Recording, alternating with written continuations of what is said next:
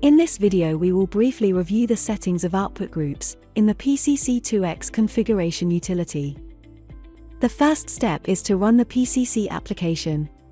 Before carrying out any changes, it must be confirmed that the configuration created complies with regional safety regulations, and that the user is aware of the potential risks of modifying the fire system. Now start from opening your site project or creating a new one. Add to the configuration a panel which type matches yours.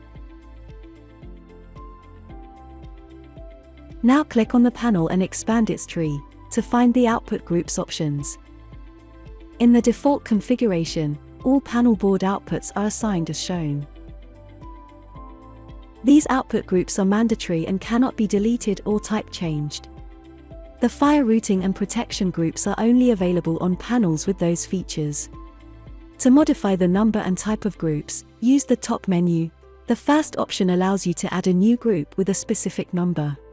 In total, you can have up to 300 groups. The added group will by default programmable, so it should be changed to the required type. The second menu option deletes a group which is empty, not used in the rules logic or in programmable controls. In any case, the program will not allow to delete it as long as it is defined somewhere. The next menu configures an output group. This can also be done by double-clicking the output group from the list.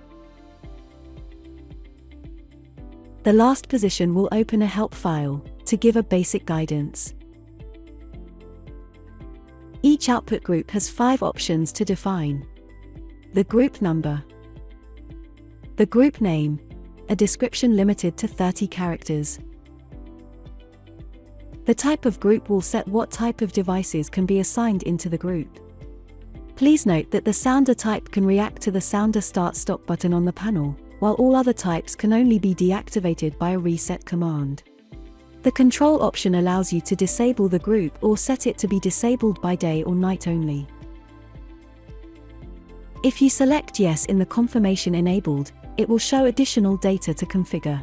Here you can enter the first condition, such as panel, zone, single initiating device, and then specify its number in the element field, or just leave it as always true. This may be followed by a second condition, using the same selection options. For example, you would like to have 2 zones in fire before the output group activates. It is also possible to set a delay period for confirmation when the above conditions are met. Each output group shows the number of outputs currently within it. If the group is sounder type, only outputs and devices with sounder operating mode can be added. The same principle applies to all other types such as programmable, extinguishing and so on. To add outputs into an output group, select it and use the config button, or simply double-click the group.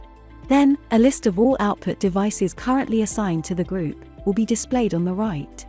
On the left hand of the screen you will see all the panel devices and outputs that have the correct operating mode to be used in the selected output group. All output devices are members of the single, initially default group, but they can easily be moved to another one. Please select the outputs you want to relocate and press the right arrow button. Before moving an output belonging to another output group, you must acknowledge the warning about its change of membership. Now each output group is a set of outputs of the identical type that activate and deactivate at the same time. Groups are identified by their ID numbers, 1, 301 and etc.